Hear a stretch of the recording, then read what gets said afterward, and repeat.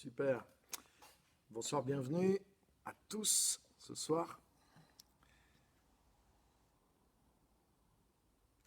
Bienvenue sur le direct. Yes.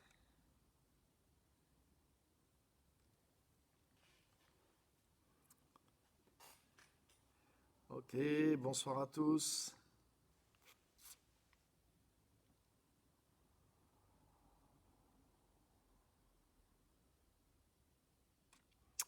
Bienvenue. Marie-Claude, Georges, Stéphanie, Pascal.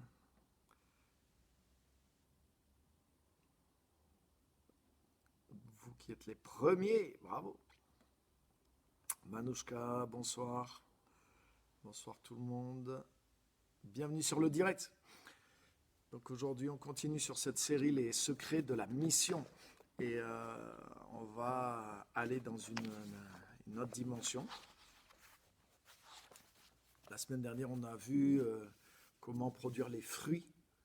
Et on va aller un petit peu approfondir un peu ce thème aujourd'hui.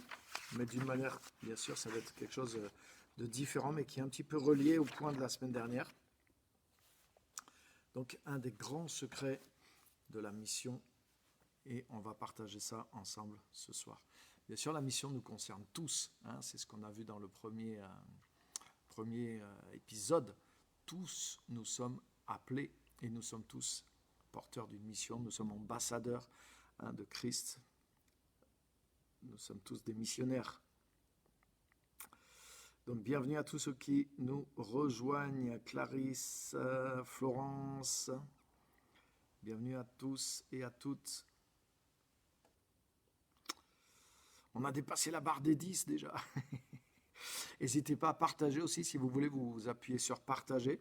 Comme ça, vous partagez sur votre propre Facebook le direct. Ça fait que les amis de votre Facebook voient qu'il y a un direct qui est en train de se passer et ils peuvent nous rejoindre. Donc ça peut être une manière sympa de les inviter. Valérie, bonjour. Anna, bonjour. Bienvenue à tous ce soir dans cette série Les secrets de la mission. L'idée de cette série, c'est de partager avec vous pas juste la Bible dit ceci, mais des choses bien sûr que la Bible dit, mais que j'ai pu aussi vérifier, des choses qui sont révélées dans la parole, mais qui sont réellement des outils, des choses utiles sur le terrain pour servir le Seigneur, pour accomplir cette mission qu'il nous a confiée.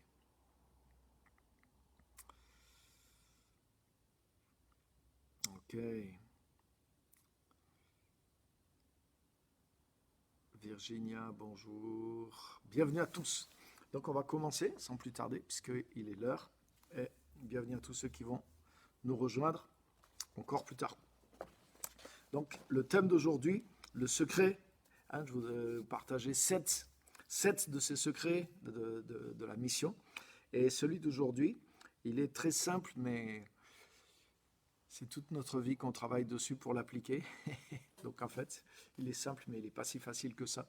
Ce secret, c'est la dépendance envers Dieu, la dépendance envers Christ, vivre dans la dépendance envers le Seigneur. Et ça, c'est un secret clair de la mission. Et on va lire le texte fondamental qui est là-dessus. Et on le trouve dans Jean au chapitre 15. C'est un texte que vous connaissez probablement pour la plupart d'entre vous, mais qui est toujours bon de relire. Et là, surtout qu'on veut préciser voilà le contexte. Donc on va lire dans Jean chapitre 15, l'évangile de Jean. Venez avec moi, chapitre 15 à partir du verset 1er. Donc l'évangile de Jean, chapitre 15 et verset 1er. Voilà, bonjour à tous ceux qui nous ont rejoints encore et ceux qui arrivent, que Dieu vous bénisse. C'est une joie vraiment de vous retrouver. N'oubliez pas que vous pouvez laisser des commentaires, poser des questions. Et pendant 10-15 minutes, on partage ensemble sur vos commentaires, vos questions, vos remarques. Donc n'hésitez pas à en mettre tout au long du live. S'il y a des choses qui vous viennent à l'esprit, une question, une remarque, n'hésitez pas à la noter. Et à la fin, je prends le temps de partager avec vous. Comme ça, vous intervenez aussi dans la discussion. Donc Jean chapitre 15, verset 1er. Le thème d'aujourd'hui, c'est la dépendance. Un des secrets de la mission, c'est la dépendance avec Christ, la dépendance envers Dieu. Donc Jésus parle dans Jean 15, verset 1er, et tout ce chapitre de Jean 15, Jésus l'a dit pendant qu'il était sur terre, mais je pense que ça fait partie de ces choses, c'est les derniers discours de Jésus avec ses disciples, dans Jean 15, et Jean 14, Jean 15, Jean 16, Jean 17, c'est les derniers discours de Jésus avec ses disciples qui sont tellement détaillés dans l'évangile de Jean, tellement précieux, ils ne sont pas dans les autres évangiles. C'est comme, il y a tellement de révélations là-dedans. Et d'ailleurs, Jésus leur avait dit, j'ai beaucoup d'autres choses à vous dire, mais vous n'êtes pas encore prêts, vous n'êtes pas capable de les porter maintenant, de les recevoir, de les vivre maintenant, mais le Saint-Esprit vous conduira dans toute la vérité.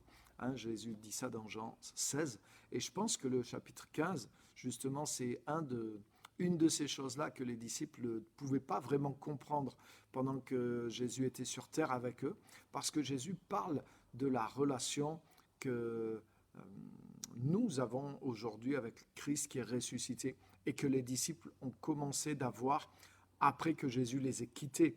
Donc ils sont rentrés dans une nouvelle relation avec lui après que Jésus les ait quittés. C'est pour ça que Jésus leur avait dit, oui, le monde se réjouira et vous serez dans la tristesse. Le monde ne me verra plus. Et Jésus leur avait dit, mais vous me verrez parce que je vis et que vous aussi, vous vivrez. Donc, quand Jésus leur dit, vous ne me verrez plus et vous me reverrez, le monde ne me verra plus, mais vous me verrez parce que moi je vis et que vous aussi vous vivrez.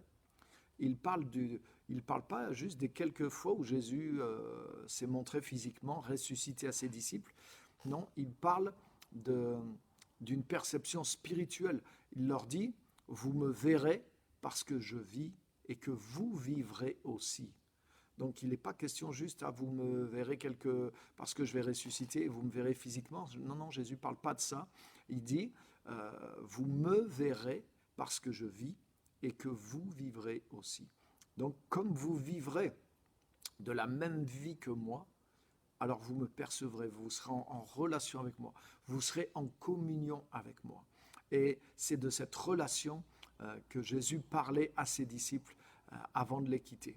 Il leur a dit, oui, le monde se réjouira, vous serez dans la tristesse, mais c'est comme lorsque la femme va accoucher, elle est triste parce que son heure est arrivée, mais ensuite elle se réjouit parce qu'il y a une vie nouvelle qui est là dans le monde. Et c'est exactement ce que Jésus a fait. Il disait à ses disciples, oui, vous allez perdre la relation que vous allez avec moi, donc ça va être triste, mais ensuite, quand vous me verrez, parce que je vis et que vous vivrez aussi, de la même vie que je vis dans le ciel, vous la vivrez en vous, donc vous saurez que je vis en vous, vous serez en communion avec moi, alors là, plus personne ne vous enlèvera votre joie, parce que ça sera la vie nouvelle que je suis venu apporter, ça sera cette nouvelle naissance, cette vie nouvelle. Et dans Jean 15, Jésus décrit cette relation spirituelle que les disciples auront après sa résurrection avec Christ, une fois qu'il sera dans les cieux et eux sur la terre. Et c'est la même relation qu'on a aujourd'hui avec le Seigneur. Alléluia. Bon, rien que dans ce que je viens de dire, il y a déjà beaucoup de choses. Et ce chapitre-là, je dirais que la dépendance envers Dieu, la relation avec Dieu, c'est quelque chose qui est partout dans la Bible. Depuis le commencement, depuis que l'homme est sur terre, mais l'homme est dans une relation avec Dieu. L'homme, justement, se rend indépendant de Dieu au travers de la faute, au travers de la désobéissance. Donc, toute l'histoire de la dépendance envers Dieu, on pourrait dire, c'est presque l'histoire de toute la Bible entre l'homme et Dieu. Donc, c'est quelque chose de tellement important. Mais le chapitre 15 de Jean, c'est comme le point culminant. C'est comme la concrétisation, la réalisation. C'est la plus grande dépendance possible dont nous parle le Seigneur dans toute sa parole. Et ce n'est pas quelque chose qui est à venir, ce n'est pas un rêve, mais c'est quelque chose qui est là et qui est disponible et qui est en nous, qui est avec nous et dans lequel on peut vivre. On doit apprendre à vivre et on peut vivre au niveau où on veut dans cette dépendance avec Jésus, pourvu qu'on le connaisse, qu'on soit avec lui, qu'on soit en lui. On peut vivre un niveau puissant de dépendance avec lui. Et comme on va le voir aujourd'hui dans notre thème, mais c'est le secret, un grand secret de la mission, parce que c'est grâce à ce moyen qu'on va porter du fruit, et comme on le verra, j'espère qu'on aura le temps, différents niveaux de fruits. Jean chapitre 15, verset 1er. Vous voyez, je n'ai pas commencé à lire mon verset encore. Donc on y va au verset 1er. C'est Jésus qui nous parle, et il nous dit, c'est moi qui suis le vrai cep, c'est-à-dire le pied de la vigne, et mon Père est le vigneron. Tout sarment, la branche de la vigne, qui est en moi et qui ne porte pas de fruit, il l'enlève, et tout sarment qui porte du fruit, il le taille afin qu'il porte encore plus de fruits. Déjà, vous êtes purs à cause de la parole que je vous ai annoncée. Demeurez en moi et je demeurerai en vous. Le sarment ne peut pas porter de fruits par lui-même sans rester attaché au cep. Il en va de même pour vous. Si vous ne demeurez pas en moi, je suis le cep, vous êtes les sarments. Celui qui demeure en moi et en qui je demeure porte beaucoup de fruits, car sans moi, vous ne pouvez rien faire. Amen. Donc là, Jésus parle à ses disciples. Ses disciples, bien sûr, sont plus que jamais envoyés. Ils ont été préparés et envoyés pour cette mission. Donc là, en plus, Jésus va les quitter. Donc on peut dire qu'ils sont aussi sur la rampe de lancement de leur travail, de leur mission. Donc ils sont en train d'arriver de plein cœur dans la mission que Jésus leur confie. Et là, Jésus leur donne la clé. Il leur dit, voilà, la clé qui va vous permettre de porter du fruit dans votre mission, c'est de rester en moi, c'est de demeurer en moi. Et il leur parle de quelque chose qu'ils ne peuvent pas encore tout à fait comprendre, qu'ils vont comprendre d'ici quelques semaines, puisqu'il faut attendre la mort, la résurrection et la Pentecôte pour que le Saint-Esprit soit donné. Et là, les disciples vont vraiment comprendre pleinement, comme leur avait dit Jésus, ce jour-là, vous connaîtrez que je suis dans le Père, que le Père est en moi, que je suis en vous et que vous êtes en moi. Donc, mais Jésus déjà leur donne déjà cette révélation dans Jean 15 de la relation qu'ils vont avoir avec lui une fois qu'il sera au ciel et eux sur la terre. La relation qu'ils auront avec lui par le Saint-Esprit, le fait qu'ils sont en Christ. Donc les disciples, ça a été un choc pour eux parce qu'ils avaient connu Jésus d'une autre façon. Mais pour nous, c'est de cette façon-là que nous connaissons Jésus. C'est de la façon dont Jésus a parlé dans Jean 15 que nous le connaissons et que nous pouvons le connaître. Nous le connaissons par participation. Nous ne le connaissons pas simplement en lisant son histoire dans les Écritures. Nous le connaissons par participation. Nous sommes unis à lui. La Bible dit, par exemple, si quelqu'un est en Christ, il est une nouvelle créature. La Bible dit, nous sommes devenus une même plante avec lui par la foi dans l'œuvre de Christ, en nous faisant baptiser aussi, c'est-à-dire en nous plongeant dans sa mort et sa résurrection. Parce que le baptême n'est pas juste dans l'eau, le baptême est dans la mort et la résurrection de Christ. Et prochainement, j'ai un livre qui est commencé déjà sur ce sujet et qui va sortir dans les prochains mois aussi. Donc, nous sommes en Christ, nous sommes unis à lui et nous sommes, comme Jésus le dit dans cette parabole, nous sommes les branches qui sommes unis au tronc, comme les sarments sont unis au cep de la vigne. Et c'est nous qui portons le fruit sur terre. Jésus ne peut plus porter le fruit directement sur terre, mais c'est nous, les branches, qui sommes attachés à lui, qui portons son fruit sur la terre. Et c'est de cette façon-là que Jésus travaille dans le monde, que Jésus se manifeste, que Jésus se voit dans le monde. C'est au travers de nous. Waouh! Donc, des fois, le chrétien, il est dans une espèce de un abus d'humilité, si on peut dire, quand il dit, non, faut pas regarder à moi, il faut regarder à Jésus. Mais non, parce que justement, Jésus nous envoie dans le monde en disant, mais si vous voulez me voir, regardez à à eux, regardez à elles, regardez à lui. Donc, non, si même moi qui connais rien en vigne, j'y connais rien. Mais si je vois des raisins blancs, par exemple, je sais que le vin de cette vigne sera du vin blanc. Si je vois des raisins noirs, je sais que le fruit de cette vigne, le résultat de cette vigne sera du vin rouge. Autrement dit, le fruit révèle la nature de la vigne et du pied de la vigne. Comme Jésus a dit, on connaît l'arbre à ses fruits. Donc, en réalité, pour que le monde connaisse Christ, il doit regarder à nous aujourd'hui. Et c'est un privilège et une responsabilité, mais c'est la réalité. C'est par le fruit qu'on connaît l'arbre. Donc, et c'est pour ça qu'un des secrets de la mission, c'est la dépendance. Pour que ce fruit soit porté, nous devons être dépendants de Jésus-Christ.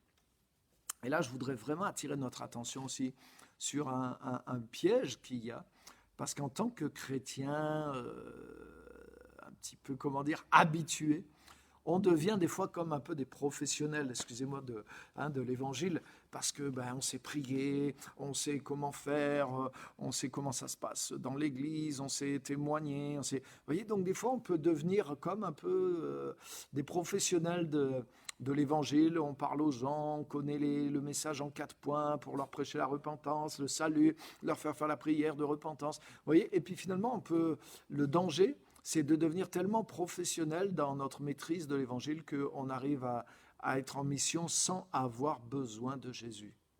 Vous voyez ce que je veux dire? C'est-à-dire qu'on arrive à faire toutes ces choses sans avoir le contact forcément direct, sans être dans la dépendance directe avec Jésus-Christ.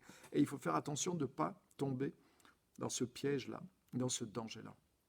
C'est pour ça qu'un des secrets de la mission, c'est la dépendance. Je dois rester et je vais rester toujours dépendant du Seigneur Jésus. Sans moi, vous ne pouvez rien faire. Jésus dit, sans moi, vous ne pouvez rien faire. Et on doit continuer d'apprendre cette leçon. Et on doit, même s'il y a des choses tant mieux qu'on sait faire, c'est normal. On maîtrise certaines choses, il y a des choses on a plus l'habitude de les faire, ça ne nous fait pas peur, on a gagné une certaine habitude, une certaine maîtrise sur des bonnes choses. Amen, gloire à Dieu, c'est bon, c'est un avantage. Mais il n'empêche que dans tout ce qu'on fait, même quand on sait le faire, on doit faire ces choses-là en dépendant du Seigneur, en étant dans cette communion avec lui, en étant toujours dans cette préparation, dans cette relation continuelle avec le Seigneur et être à son écoute pendant qu'on fait les choses, parce que les choses ne sont pas 2 fois de la même façon. Dieu veut agir d'une manière spécifique à un moment donné sur le terrain. Regardez, quand Jésus a partagé l'évangile, il n'a pas fait 2 fois de la même façon avec les personnes. Par exemple, on voit Jésus avoir des contacts personnels avec certaines personnes. Par exemple, quand Jésus a parlé à la femme samaritaine, il lui a parlé de la source d'eau vive. Et il a eu des paroles de connaissance précises pour elle. Dans Jean 4, dans Jean 3, il parle avec Nicodème, qui est un homme religieux, un sage, et il lui dit, il faut naître de nouveau. Donc il lui donne pas le même message. Quand Jésus a été chez Zachée, Jésus avait reçu, regardez bien ce qui se passe, Jésus arrive dans la ville de Jéricho, et Zachée est monté en haut d'un arbre parce qu'il était de petite taille. Et vous avez vu, Zachée était comme un pécheur notoire, on pourrait dire, dans la ville. Tout le monde le connaissait comme un collecteur d'impôts, quelqu'un de pas très honnête. Et il avait une mauvaise réputation dans cette ville.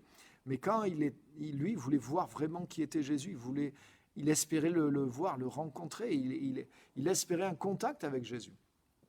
Et quand Jésus arrivait dans la ville, et que Jésus est passé sous l'arbre dans lequel était monté Zachée, Jésus s'est arrêté, il a levé les yeux, il a vu Zachée, et il l'appelle par son nom. Zachée, hâte-toi de descendre, car il faut que je demeure aujourd'hui dans ta maison. Wow. Est-ce que Jésus connaissait Zachée? Je ne pense pas. Mais ce qui s'est passé, c'est que dans sa préparation régulière, Jésus avait reçu dans la prière, Jésus avait reçu dans le contact avec Dieu, il avait reçu cette parole de connaissance. Et il savait qu'il allait rencontrer un homme de petite taille qui s'appelait Zachée, et c'est chez lui qu'il devrait aller et rester, manger, avoir un contact personnel. Cet homme était prêt pour le salut, cet homme était prêt pour recevoir Christ. Et Waouh! Donc Jésus savait comment il fallait faire. Jésus dépendait du Père et il recevait des instructions spécifiques malgré qu'il savait, il maîtrisait d'une façon générale ce qu'il allait faire. Il prêchait, il guérissait les malades. Tout ça, on pourrait dire, il le faisait régulièrement. Mais dans ce qu'il faisait régulièrement, il dépendait de Dieu aussi, non seulement pour les choses régulières, mais pour les choses extraordinaires qui se passaient à chaque fois. Par exemple, là, il a reçu le nom de cet homme et il a reçu qu'il fallait aller chez lui. Et vous avez vu, la vie de cet homme a été transformée, comme la vie de la Samaritaine, comme la vie de Nicodème aussi. Donc, Jésus savait comment dépendre du Père. Et Jésus le dit d'ailleurs dans Jean, il dit « Le Fils ne fait rien par lui-même », mais il rajoute aussitôt « Mais tout ce que le Père fait, il le montre au Fils, et le Fils le fait pareillement. » Waouh! Donc regardez bien, Jésus dit « Le Fils ne peut rien faire de lui-même ». Et on pourrait penser « Waouh !» C'est un peu négatif, c'est comme une déclaration qui nous restreint, qui nous enferme. On ne peut rien faire par nous-mêmes. C'est exactement ce que Jésus nous dit dans Jean 15. Sans moi, vous ne pouvez rien faire. On pourrait penser que c'est quelque chose qui nous enferme. Wow, voilà, on est incapable. Mais regarde, quand Jésus dit « le Fils ne peut rien faire de lui-même », mais aussitôt il ajoute « mais tout ce que le Père fait, il le montre au Fils, et le Fils le fait pareillement. » Ça veut dire que quand tu te rends dépendant du Seigneur et que tu dis non, je sais que je ne peux pas faire sans toi, mais je sais aussi que tu es toujours avec moi et je sais que justement si je n'essaye pas de faire sans toi, mais que je veux faire avec toi, en comptant sur toi, en m'appuyant sur toi, en cherchant ta face, en cherchant ta direction, ton inspiration, en tout cas en me connectant pleinement à toi, alors je sais que tu vas me montrer ce que je dois faire et je sais que tu vas agir pleinement au travers de moi. Et là, c'est toute une attitude, parce que des fois, en tant que chrétien, là aussi, on est tellement habitué, oui, on remet tout à Dieu dans la prière, vous voyez, on a ce genre d'expression vite fait, et on le fait, et des fois, on peut remettre, oui, on va faire telle chose pour le Seigneur, allez, on remet dans la prière, mais non seulement il faut le remettre dans la prière, mais pendant la prière, après la prière, pendant qu'on fait ces choses-là, on doit apprendre à vivre d'une certaine manière où on dépend de Dieu, où on s'est rempli du Saint-Esprit, où on est comme dans l'attente, on est dans la dépendance du Saint-Esprit. Vous voyez, ce n'est pas qu'une prière où on a fait confiance à Dieu, c'est une attitude continuelle de dépendance à Dieu. Les dons spirituels, ils nous arrivent rarement, c'est pas impossible, ça arrive aussi, mais ils nous arrivent sur le moment souvent. Dieu ne nous prévient pas toujours 2 heures avant, voilà, tiens, il va y avoir telle chose, tu vas guérir, il va se passer comme ça, comme ça, comme ça. Non. Et ça veut dire qu'on doit dépendre. C'est ce que Jésus a dit, par exemple, quand il a envoyé ses disciples, il leur a dit à un moment, il a dit, ne vous inquiétez pas pour ce que vous aurez à dire quand on vous livrera devant les tribunaux, car ce que vous aurez à dire vous sera donné à l'heure même. Et dans d'autres passages, il dit, je vous donnerai une sagesse à laquelle vos adversaires ne pourront pas résister. Donc, vous voyez, il y a quelque chose qui nous est donné à l'heure même. Et pour ça, mais il faut s'attendre à lui, il faut dépendre de lui. Il faut naviguer avec le regard fixé sur lui. Et c'est cette position de dépendance qui s'exerce dans le fait qu'on prie tout le temps. Par exemple, quand la Bible dit prier sans cesse, mais c'est une forme de dépendance envers Dieu. Ça veut dire, je sais que j'ai besoin de Dieu, j'ai besoin de confier les choses à Dieu. Mais même que j'ai confié les choses à Dieu, même que je me suis rapproché de lui, dans la prière, c'est un moment favorable, privilégié, pour avoir le contact personnel avec lui, pour être dans cette dépendance, je dirais, directe, de vivre la dépendance avec Dieu dans le temps réel, la relation intense et directe avec Dieu en temps réel, on pourrait dire.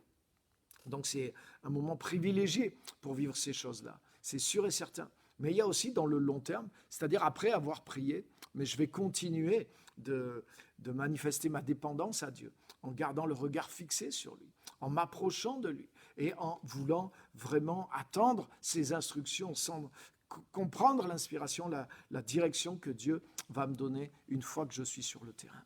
Amen.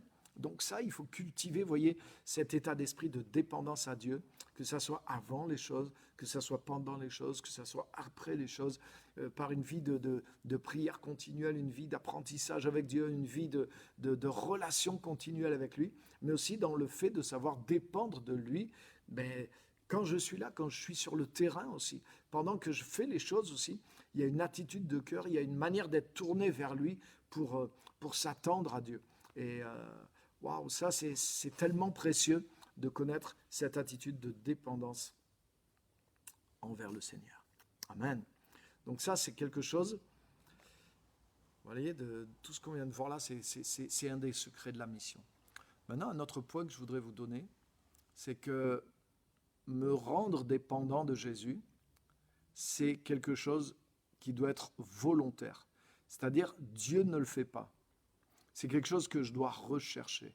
Hein, par exemple, Jésus lui-même, quand il était sur terre, en réalité, vivre dépendant de Jésus, c'est reproduire la même relation que Jésus avait avec son Père pendant qu'il était sur terre. C'est exactement ça. Nous pouvons vivre avec Jésus aujourd'hui ce que Jésus a vécu avec son Père pendant qu'il était sur terre. C'est exactement ça. Ce que Jésus nous montre dans Jean 15, qui nous a offert et qui nous est possible grâce à l'œuvre de Jésus. Hein. C'est parce qu'on est rentré en lui, par sa mort, par sa résurrection, et qu'il a mis son esprit en nous, que nous sommes rendus capables, comme dit Paul, d'avoir part à l'héritage des saints dans la lumière. Nous sommes rendus capables de pouvoir dépendre de Dieu. Sinon, par nous-mêmes, en dehors de l'œuvre de Jésus-Christ, c'est totalement impossible, parce que nous étions séparés de Dieu, et nous ne pouvions plus retrouver la communion avec lui, ni même le contact une fois de temps en temps. Mais Jean 15 parle d'une communion ininterrompue avec lui. Hein, le cep et les sarments sont un. Le sarment, s'en va pas, revient pas, s'en va pas, revient pas. Non. C'est une communion ininterrompue. Jésus parle de nous sommes en lui et donc et il est en nous. Hein, demeurez en moi comme moi je demeure en vous. Donc il y a quelque chose qui est fait. Nous sommes devenus une même plante avec lui, dit Romains chapitre 7 et chapitre 6. Donc ça c'est puissant et c'est grâce à l'œuvre de Jésus-Christ. Mais maintenant, ce privilège qui est là, je dois exercer mon libre arbitre, je dois exercer ma volonté tous les jours pour pouvoir vivre dans ce privilège. Et c'est ce que Jésus nous dit dans Jean 15. Demeurez en moi comme moi en vous. C'est-à-dire, soyez aussi fidèles à vouloir vivre en moi que moi je le suis à vivre en vous. La disposition du cep envers les sarments, elle est totale, elle est parfaite. Et Jésus nous dit, mais soyez disposés de la même façon envers moi. Et là, vous allez voir ce que vous allez voir. Là, je vais demeurer en vous, puisque moi, de mon côté, je suis fidèle. Et vous allez porter donc beaucoup de fruits, beaucoup de fruits, beaucoup de fruits. Parce que vous êtes en moi. Déjà, vous êtes en moi, le fait que vous avez reçu Christ, le fait que vous êtes passé dans le baptême, c'est-à-dire dans la mort, dans la résurrection. Le péché a été enlevé, vous avez été libéré, vous avez été transformé et vous êtes placé en moi maintenant. Ce qui était impossible, vous étiez séparés, mais maintenant vous êtes réconciliés, vous êtes en moi. Amen. Mais maintenant que vous êtes en moi par mon œuvre, nous dit quelque part le Seigneur Jésus, il nous dit demeurez en moi tous les jours. C'est-à-dire faites l'effort conscient de vivre ce privilège, de vivre ma présence, de vivre mon esprit, de vivre dans la dépendance, de vivre rempli de moi, de vous unir à moi, de rechercher cette communion, de rechercher ce qui vient d'en haut, de manger le pain d'en haut et de vivre dans cette dépendance de moi. C'est quelque chose que vous devez faire de manière proactive, de manière volontaire, délibérée. Tu ne peux pas prier en disant « Seigneur, fais-moi demeurer en moi ». Parce que non, c'est quelque chose que toi, tu dois faire. Jésus nous dit à nous, demeurez en moi. Jésus a fait sa part, il nous a rendu ça possible. Jésus fait sa part, il demeure en nous, mais c'est à nous de nous rendre dépendants de lui, comme lui s'est rendu dépendant de son Père. Vous voyez le passage que je vous lisais tout à l'heure, je vous disais plutôt Jean 5, 19, sauf erreur de ma part, le Fils ne peut rien faire de lui-même. Mais tout ce que le Père lui montre, le Fils le fait pareillement. Donc Jésus, on le voit aussi dans Philippiens chapitre 2, il est dit que Jésus s'est humilié, il s'est abaissé et il est devenu obéissant jusqu'à la mort et à la mort de la croix. Mais il y a quelque chose dans lequel Jésus s'est réduit, c'est-à-dire que Jésus n'a pas recherché sa propre volonté. Jésus, bien qu'il soit le Fils de Dieu, il a choisi de ne rien faire par lui-même, mais de se rendre complètement dépendant de Dieu pour accomplir la volonté du Père. Il n'a pas fait sa propre volonté et il n'a pas fait la volonté du Père non plus en marchant, en suivant ses propres capacités, mais il s'est rendu dépendant du Père. Donc il s'est humilié, il s'est abaissé lui-même, non seulement en tant qu'homme, mais en tant que serviteur. Et c'est dans cette dépendance avec Dieu qu'il a trouvé la plénitude de Dieu. Le Fils ne peut rien faire de lui-même, mais tout ce que le Père fait, le Fils le fait pareillement, car le Père lui montre tout ce qu'il fait. À partir du moment où tu veux vraiment, où tu te réduis toi-même, Dieu t'agrandit. À partir du moment où tu t'abaisses, Dieu t'élève. À partir du moment où tu veux rien faire par toi-même, alors beaucoup de fruits vont être portés au travers de toi et tu vas accomplir des choses que tu ne pouvais pas faire. Alléluia! Et c'est ce que Jésus nous dit. On l'a lu dans Jean 15. Il dit, celui qui demeure uni à moi et en qui je demeure porte beaucoup de fruits, car sans moi, vous ne pouvez rien faire. Donc, vous voyez, ce n'est pas du tout une limitation, mais c'est quelque chose que si nous acceptons volontairement d'être dépendants de lui, mais c'est ce qui nous amène à une vie illimitée. Car celui qui demeure en moi et en qui je demeure portera beaucoup de fruits, car sans moi, vous ne pouvez rien faire. Ça paraît presque contradictoire. Et Jésus, pour lui, c'est une bonne nouvelle, le fait qu'on puisse rien faire sans lui, mais c'est ce qui nous amène à ce qu'on va porter beaucoup de fruits en lui. Et nous sommes déjà en lui. Donc si on apprend à demeurer en lui, c'est-à-dire si on apprend à dépendre de lui, si on apprend à croire que nous sommes en lui, demeurer, ça veut dire croire et rester là où il m'a mis. Donc ce n'est pas quelque chose que je dois atteindre, c'est quelque chose dans lequel je suis. Rester, ça veut dire tu y es déjà. Tu es déjà dans la faveur de Dieu. Si tu es en Jésus, tu es un cep, tu es un sarment, qui est connecté au cep. C'est ce que Jésus a accompli déjà. C'est quelque chose qui est fait. Et il nous dit, demeure là-dedans, demeure dans la foi. Et apprends à vivre dans cette dépendance. Apprends à vivre dans cette relation. Apprends à laisser l'Esprit de Dieu agir en toi. Apprends à laisser la parole de Dieu te parler. Alléluia. Apprends à recevoir la pensée de Dieu. Apprends à vivre dans cette dépendance du Saint-Esprit. Et bien sûr, on grandit là-dedans, on progresse là-dedans, et on a notre vie, et nous est donné sur terre pour apprendre ça, mais c'est quelque chose que nous devons décider. Donc ça, c'est un point clé. Tu dois décider, je dois décider. C'est exactement comme dans Matthieu 11, où Jésus dit « Prenez mon joug sur vous et recevez mes instructions, car je suis doux et humble de cœur. » Donc ça veut dire, Jésus ne nous impose pas son joug, il nous propose son joug. Et il nous dit « À vous, mettez, recevez mes instructions, prenez mon joug sur vous. » Donc ça veut dire, ce n'est pas lui qui va mettre son joug sur nous, il ne le fera pas. Il ne le fera pas, car il est doux et humble de cœur. Et c'est ce que dit Jésus quand il dit, par exemple, si quelqu'un veut me suivre, qui renonce à lui-même, qui se charge de sa croix tous les jours. Ce n'est pas une souffrance, c'est juste éliminer volontairement, c'est-à-dire que c'est moi-même qui élimine cette possibilité que j'ai de choisir l'indépendance. Porter le joug, ça veut dire je choisis la dépendance. Ça veut dire là, ça y est, si je prends le joug, je suis attelé à quelqu'un d'autre. Et je ne suis pas libre de tous mes mouvements, mais j'ai le potentiel d'être conduit par l'autre maintenant. Et c'est exactement ça. C'est exactement ça. Prenez sur vous mon joug. Ça veut porter ta croix. Ça ne veut pas dire, oh là, je porte ma croix, je souffre, oh là là, misérable que je suis. Non, non, non. Si quelqu'un qui porte vraiment sa croix dans le sens biblique, c'est quelqu'un qui est heureux parce qu'il se met à porter un fruit qu'il ne pouvait pas. Il commence à être illimité en tant que chrétien. Si quelqu'un est chrétien et qui porte sa croix, alors c'est le plus épanoui des chrétiens parce que tout ce qu'il n'arrive pas à faire par lui-même, tout ce qu'il ne peut pas faire dans l'indépendance, alors maintenant il arrive à le faire dans la dépendance. Alléluia! Tout ce qu'il ne peut pas faire avec sa force, vu qu'il est attelé maintenant avec le joug de Jésus, il arrive à le faire parce que quand tu es attelé à Jésus, je voudrais te dire que c'est Jésus qui tire le plus, c'est lui qui a la force, c'est lui qui t'amène dans la direction, c'est lui qui te porte. Et c'est pour ça que si tu portes la croix va te porter. Si tu portes le joug, Jésus va te porter. Si tu te attelles à Christ et que tu reçois ses instructions, si tu te rends dépendant de lui, alors c'est lui qui va te conduire. Et si tu dis sans toi je ne peux rien faire, alors tu vas pouvoir faire beaucoup au travers de lui parce que tu porteras beaucoup de fruits, parce que c'est son fruit qui va se manifester en toi. Et des choses que tu ne peux absolument, et que toi et moi on ne pourra jamais faire, mais vont se produire au travers de toi. Et c'est exactement ça. Qu'est-ce que c'est le fruit que Dieu nous donne? Le fruit se produit au travers de nous. C'est ça le miracle du sarment. Le fruit se produit au travers de lui. C'est pas lui qui produit le fruit. Il porte le fruit et le fruit se produit au travers de lui. Et c'est dans la dépendance. C'est le fait de choisir une vie de dépendance. Et là, les amis, il y a quelque chose de tellement important à comprendre. Et je termine avec ce point-là. Parce qu'on vit dans un monde qui nous a apporté beaucoup de choses et je suis content d'être né. Moi, je suis content d'être né au XXe siècle en tout cas et pas au XIIIe ou au XIIe siècle, hein, ou même au XVe ou au XVIe, parce que on a eu accès quand même à une connaissance, à des... De toute façon, j'ai pas eu le choix. Mais on a eu, et vous non plus, hein, on a eu accès à tellement de choses, de développement, de connaissances, etc., etc. Et il y a des choses extraordinaires là, dans tout ce qui nous a été apporté, d'être né dans le siècle dans lequel on est né.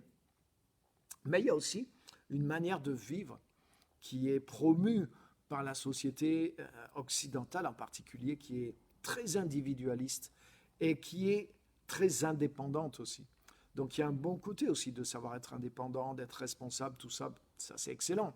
Et je suis pour à 100%. Mais par rapport à Dieu, là c'est très différent. Parce que justement, par rapport à Dieu, nous devons rechercher la dépendance. Nous devons rechercher, non pas d'être libres de Dieu, mais nous devenons libres en devenant unis à Dieu, en étant sous son joug, en étant unis à lui. C'est là qu'il y a une grande liberté qui se produit et c'est là qu'une grande capacité est manifestée aussi.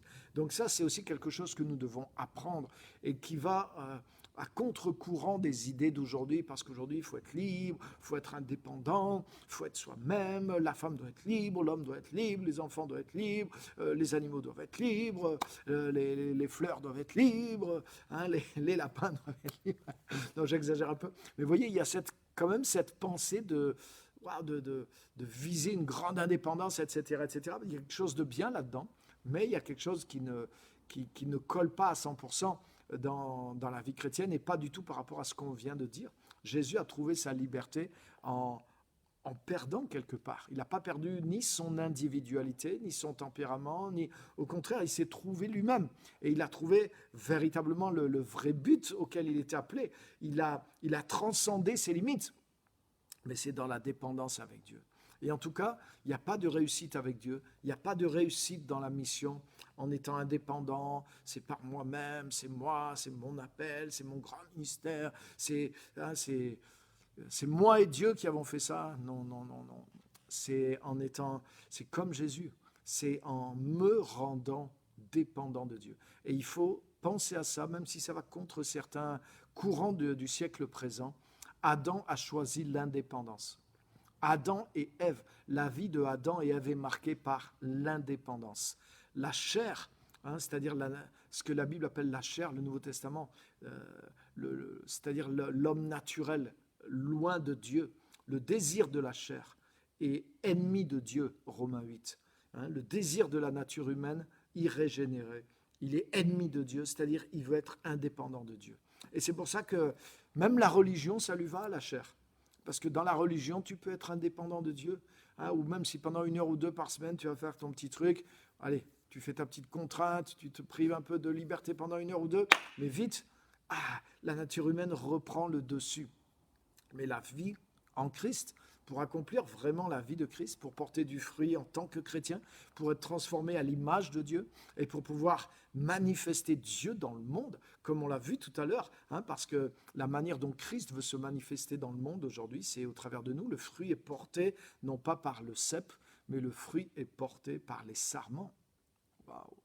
Ça veut dire que non seulement nous dépendons de Jésus, mais Jésus s'est rendu dépendant de nous pour pouvoir atteindre ses buts et ses desseins sur la terre. Et c'est au travers de notre union avec lui qu'il va les réaliser, en étant unis à nous et nous unis à lui. Donc, nous devons apprendre à choisir la dépendance. Nous devons cultiver cette dépendance avec lui. Nous devons apprendre comment ça fonctionne, qu'est-ce que ça veut dire, comment s'y prendre. Et nous devons vivre dans cette relation, cette communion et cette dépendance avec lui. Je termine juste avec ça. Jean 15 est connu pour être le chapitre de la communion avec Dieu, la relation avec lui. Mais c'est aussi le chapitre du fruit.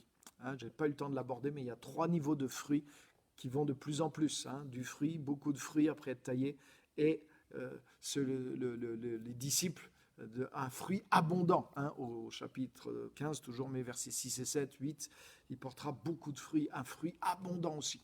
Donc il y a une mesure croissante de fruits que nous allons porter le fruit qui va se produire au travers de nos vies, au fur et à mesure qu'on apprend à demeurer en Christ, à marcher avec lui, ce que Dieu veut, c'est que ça devienne de plus en plus abondant.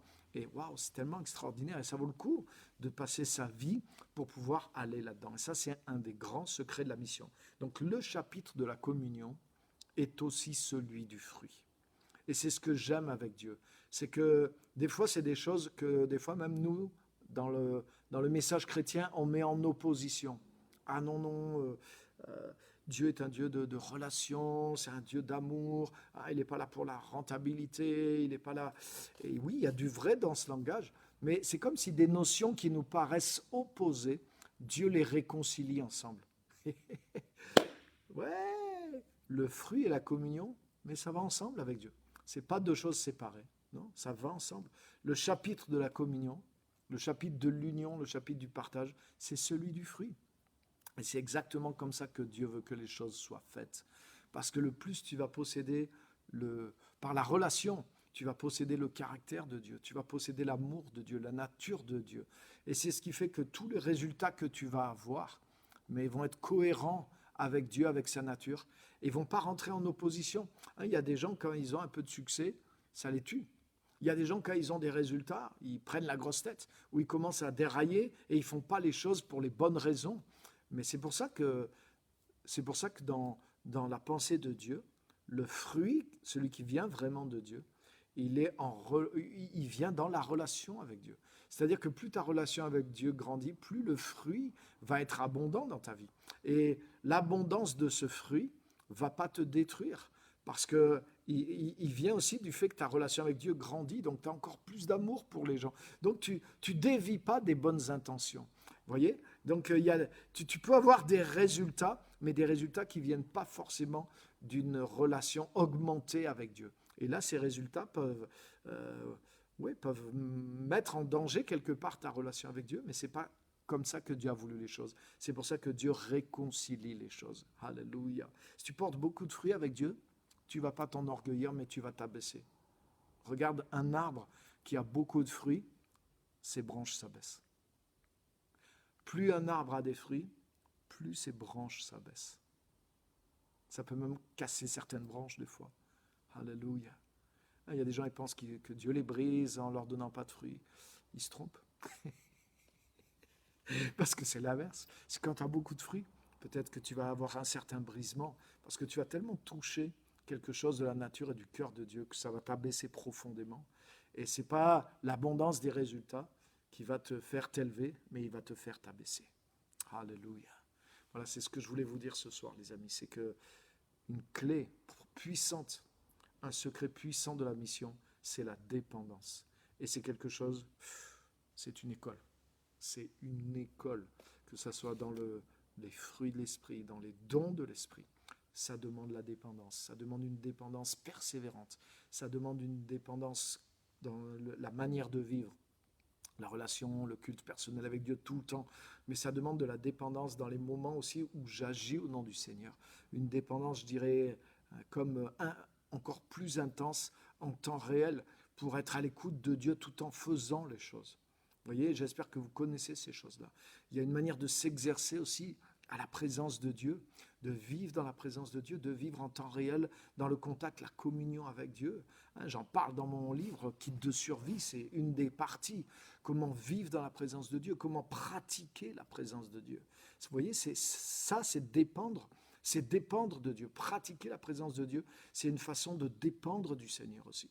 Et ça, c'est comme des disciplines, des choses, des manières de vivre qu'on doit apprendre en tant que chrétien. Et c'est des choses dans la vie de tous les jours, quand tu laisses ta pensée sur le Seigneur, la paix de Dieu qui surpasse toute intelligence gardera vos cœurs et vos pensées en Jésus-Christ. Tu vois, il parle d'expérience, il parle de choses pratiques. Donc c'est des choses qu'on doit connaître, c'est des choses qu'on doit développer. On doit développer ça, la méditation, la contemplation du Seigneur, savoir rester en contact avec le Seigneur au milieu de nos journées, des circonstances, etc. Parce qu'on a capté des choses le matin, parce qu'on a une vie régulière avec Dieu, etc., etc. Donc vous voyez, tout ça est inclus dans ce message. Vivre dépendant de Christ, vivre dans la dépendance du Seigneur, c'est un des grands secrets de la mission. Et c'est le secret du fruit, comme on l'a vu aujourd'hui. Amen. Donc merci à tous d'avoir été là. Donc je vais regarder si vous avez des remarques, des commentaires. Allez-y, n'hésitez pas à en rajouter même maintenant. Posez vos questions, ajoutez des commentaires s'il y a des choses qui... Voilà, si vous avez besoin de quoi que ce soit, pourquoi pas de prière même pour quelque chose de précis, ou par rapport au thème, ou s'il y a quelque chose que vous voulez dire, n'hésitez pas, partagez, et je vais vous donner la voix. Là, je vais pouvoir parler par rapport à répondre à vos questions.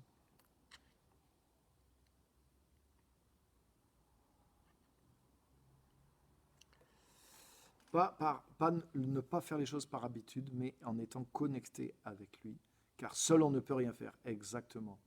Hein, c'est quand je disais, on peut devenir à force comme des professionnels, hein, et on arrive à être chrétien sans Jésus, c'est dangereux. On arrive à être pasteur sans Jésus, c'est dangereux. On arrive à servir le Seigneur sans le Seigneur, c'est dangereux. Et c'est pas ce que Jésus a voulu, parce qu'on ne peut pas porter le fruit. On peut faire tourner des routines, des habitudes, mais on ne peut pas porter le fruit sans Jésus. Ah. Donc c'est vraiment important. Donc je regarde les commentaires. Allez-y, n'hésitez pas à laisser vos commentaires, vos questions, vos remarques. C'est puissant, amen. Amen. Merci. Je ne vois pas d'autres commentaires. Alors peut-être je ne les ai pas tous, mais...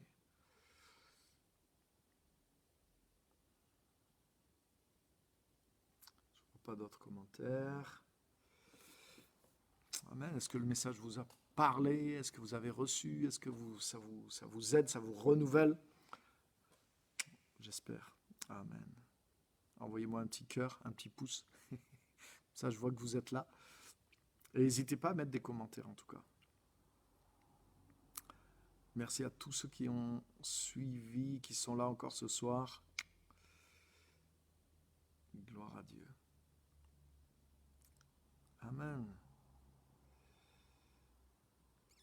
Donc, je ne vois pas d'autres...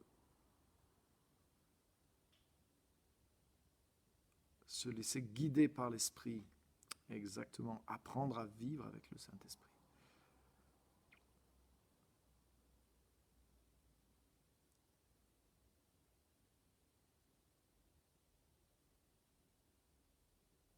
Ok. Je ne vois pas d'autres commentaires. Écoutez, je vous propose qu'on prie. On va terminer en parlant au Seigneur. On va terminer par la prière ce moment. Merci d'avoir été là. Et on va parler avec le Seigneur un instant. Seigneur, merci. Merci pour ta parole. Merci pour cette vie cachée en Christ. Merci pour cette vie de fruits que tu veux pour nous. Et c'est vrai que ce n'est pas juste un fruit normal. Sinon, nous pourrions le porter par nous-mêmes. Mais si tu nous demandes de nous mettre dans cette dépendance, de rechercher cette dépendance, c'est qu'il y a un exercice pas évident et quelque chose à apprendre. Parce qu'en dépendant de toi, on va porter un fruit. Alors ça veut dire que ce fruit est supérieur. Ça veut dire que ce fruit est surnaturel. C'est quelque chose, c'est un résultat qu'on ne peut pas obtenir par la nature humaine. Et ça veut dire que ça en vaut la peine. Ça veut dire que c'est précieux. Ça veut dire que quelque chose de divin va se produire au travers de nous sur terre. Le fruit, comme dit la Bible, le fruit du juste est un arbre de vie. Proverbe 11:30. Le fruit du juste est un arbre de vie. Et l'arbre de vie, c'est Jésus lui-même. L'arbre de vie qui était au jardin d'Éden. Waouh, l'arbre de vie qui communique la vie. Donc nous pouvons communiquer la vie de Dieu par le fruit que nous allons porter. C'est pour ça que des gens peuvent être sauvés, peuvent être guéris, peuvent être réconfortés. Des choses peuvent être changées entièrement. Parce que même les feuilles de l'arbre de vie, elles servent à la guérison des nations. Alléluia. Donc ça veut dire que le fruit que nous portons, non, c'est un arbre de vie. Donc il y a la guérison des nations dans ce que nous portons. Il y a la vie éternelle, la vie qui vient de Dieu, la manifestation de Dieu dans le monde. Nous en avons une partie en nous. Nous portons un fruit qui nous est supérieur. Et Seigneur, aide-nous à voir ce fruit dans notre vie, aide-nous à le vivre, aide-nous à le produire, aide-nous en tout cas à le voir se produire plutôt au travers de nous, aide-nous à le manifester. Et Seigneur, aide-nous à rechercher cette vie de dépendance, à à faire l'effort, comme on l'a vu, à prendre le joug de nous-mêmes volontairement sur nous, à nous charger nous-mêmes, à restreindre notre vie naturelle, à vouloir vivre vraiment la vie de Jésus en nous, à dépendre, comme Paul a dit, c'est plus moi qui vis maintenant, mais c'est Christ qui vit en moi. Donc Paul se mettait dans cette position de dépendance pour que le Jésus-Christ vive au travers de lui. Et c'est notre appel, c'est notre privilège à tous, enfants de Dieu, et c'est ce que nous voulons apprendre. Je te demande, comme le dit l'apôtre Jean, que l'onction que nous avons reçue, elle nous apprend à demeurer en lui. Elle nous apprend à demeurer en lui. C'est quelque chose que le Saint-Esprit nous apprend, à demeurer dans l'Esprit, à demeurer en Jésus-Christ, à dépendre de lui. C'est quelque chose que le Saint-Esprit nous enseigne. Donc Seigneur, ma prière, c'est que chaque personne ici qui écoute ce message soit véritablement sensible au Saint-Esprit, vive à l'écoute du Saint-Esprit, soit pas dans juste les habitudes religieuses, en dehors du contact avec toi, mais au contraire, renonce plutôt à ce qui est habituel et sans vie pour rechercher ce qui est nouveau et qui est plein de vie. Je prie qu'il y ait ce renouvellement dans nos vies, dans notre relation avec toi, dans notre passion pour toi, pour qu'on soit porté vers ce qui va nous amener vers ce fruit extraordinaire, ce fruit surnaturel.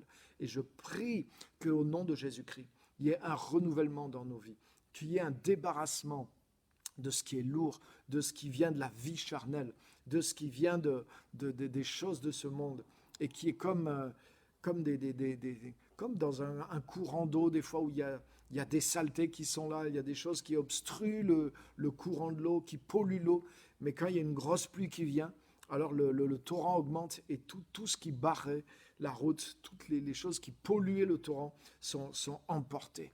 Mais Seigneur, c'est ma prière, qu'au nom de Jésus, vous receviez l'effusion du Saint-Esprit et que vous soyez dégagés, que vous soyez libérés de toutes sortes de choses, de manière d'être, de manière de penser, que ça soit emporté, que vous puissiez renoncer aussi à certaines choses qui sont de la chair, et que vous soyez dégagés véritablement, que vous choisissiez la voie étroite, la voie de renoncer à soi-même, la voie de se rendre dépendant de Dieu, parce que cette voie étroite, finalement, elle devient illimitée.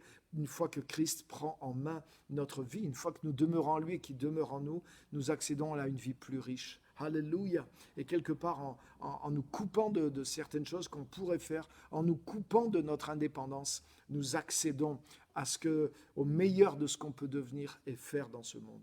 Et Seigneur, c'est ma prière pour que cette sagesse soit révélée et pour que chacun comprenne que ce que tu nous dis est valable et que ce que nous allons renoncer, mais va devenir un gain. Comme disait Paul, ce que j'ai cru qui était une perte, mais c'est devenu un gain pour moi au nom de Jésus. Alléluia. Et je vois dans mon esprit, d'une manière certaine, que le Saint-Esprit parle personnellement à quelqu'un et il veut te dire ceci simplement. Des choses auxquelles tu t'accroches parce que tu crois qu'elles ont de la valeur. Tu as l'impression que ça va être dur, que tu ne peux pas lâcher ça, que waouh, ça va te coûter énormément, que tu as un attachement sentimental. Et la voix de l'ennemi aussi, qui te fait croire ça et qui te dit mais non, sinon tu n'auras plus rien, tu ne seras plus rien et c'est impossible, c'est trop dur, tu ne peux pas renoncer à ça. Tu as l'impression que tu vas tout perdre si tu renonces à ça. Mais le Saint-Esprit voudrait te montrer qu'au contraire, tout ce que tu vas perdre et que le Seigneur te demande de laisser emporter dans ce torrent, mais c'est là que tu vas être gagnant, c'est là que tu vas être gagnante, c'est là que tu vas recevoir ce que tu aspires au plus profond de toi-même. La chair te trompe, la chair t'empêche de recevoir ce que ton esprit désire le plus, ce qui va amener la vie au cœur de toi. Mais la chair veut garder l'indépendance et elle veut s'attacher à des vieux débris, à des ossements morts, à des vieux troncs qui sont déracinés depuis longtemps, où il n'y a plus de vie. Mais le Saint-Esprit veut te dire de lâcher tout ça, de renoncer à ces choses-là. Laisse aller ces choses, abandonne ces choses complètement, renonce à ces choses. N'aie pas peur des choses que le Saint-Esprit te demandera encore de renoncer dans l'avenir. N'aie pas peur parce que tu verras qu'à chaque fois tu es gagnant, que tu es gagnante. Et ne crois pas à ce que tu penses comment tu évalues, comment tu pèses les choses, parce que c'est le contraire qui est vrai. Les choses que tu estimes comme une perte vont être un gain pour toi. Alléluia. Et les choses que tu estimes, certaines choses que tu penses qui sont un gain, mais tu verras que c'est une perte pour toi. Donc, fais confiance au Seigneur. Et quand la conviction du Saint-Esprit est là pour abandonner, lâcher quelque chose, fais-lui confiance parce qu'il a la juste évaluation et il veut te libérer et il veut t'amener quelque chose de meilleur. Mais c'est en abandonnant ça que les choses vont se produire pour toi. Exactement, Jésus lui-même est passé même par ce chemin concernant certaines choses. Pas le péché parce qu'il n'en avait pas, mais il a renoncé à son indépendance. Jésus pouvait vivre indépendamment du Père.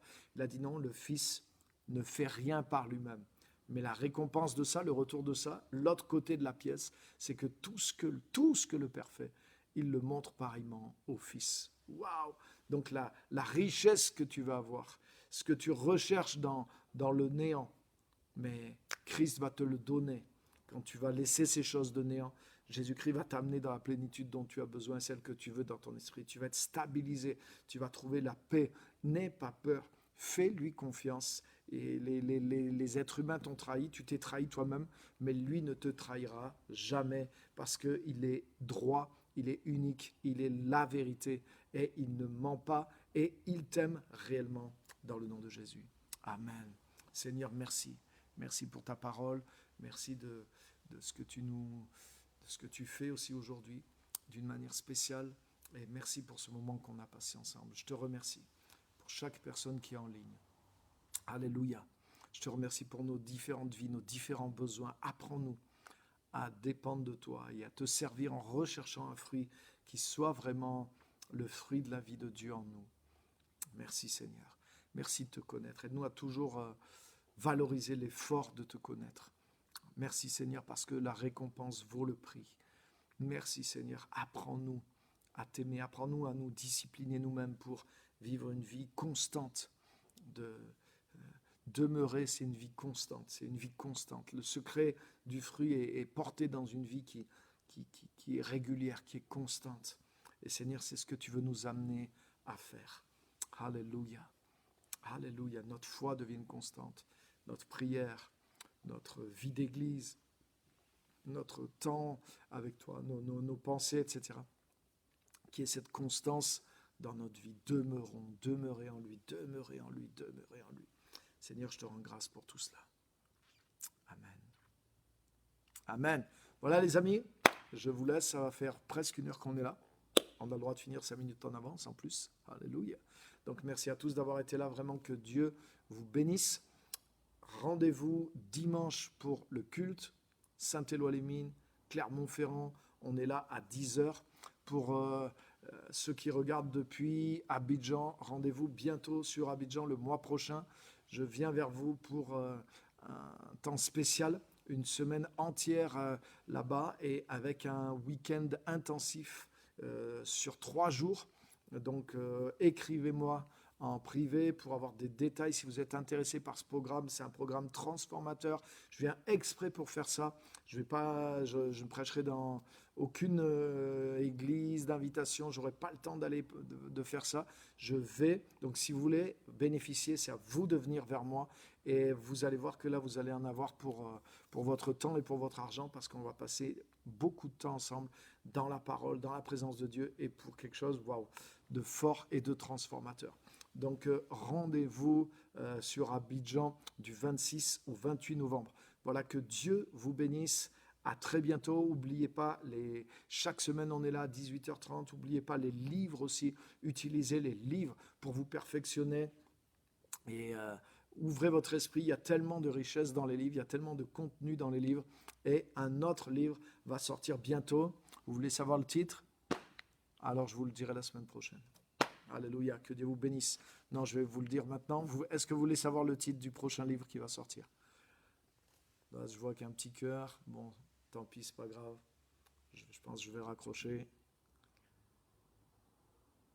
Si vous voulez vraiment savoir le titre du livre, allez-y, envoyez-moi des pouces, des cœurs, et là, je sais que vous êtes intéressés. Sinon, ça sera la prochaine fois. Je vous révèle à quand va être le titre du livre. Donc voilà, merci à tous en tout cas. Que Dieu vous bénisse et à très bientôt pour de nouvelles aventures. Alléluia! Merci à tous d'avoir été là.